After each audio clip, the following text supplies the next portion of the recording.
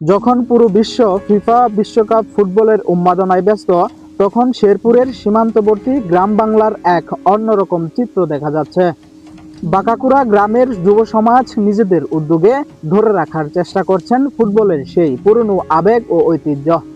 প্রতিনিয়ত মাঠে নেমে খেলাধুলার মাধ্যমে তারা শুধু আনন্দই করছে না, বরং নতুন প্রজন্মের মাঝেও খেলাধুলার প্রতি আগ্রহ তৈরি করছে। একসময় বাঁকাকুড়া স্কুল মাঠ ছিল গ্রামের প্রাণকেন্দ্র।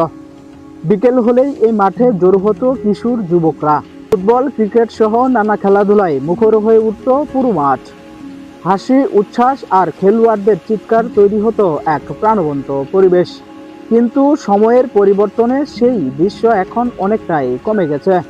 মোবাইল ফোন, অনলাইন গেম আর ব্যস্ত জীবনযাত্রার কারণে অনেক শিশুই এখন সময় কাটাচ্ছে ঘরের ভেতরে।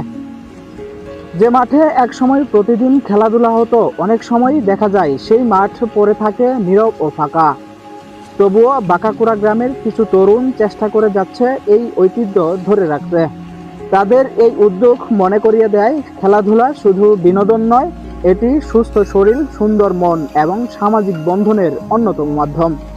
প্রয়োজন শুধু মাঠের প্রতি ভালোবাসা আর তরুণদের উৎসাহ দেওয়া, কারণ মাঠ বাজলে বাজবে আমাদের শৈশবের স্মৃতি।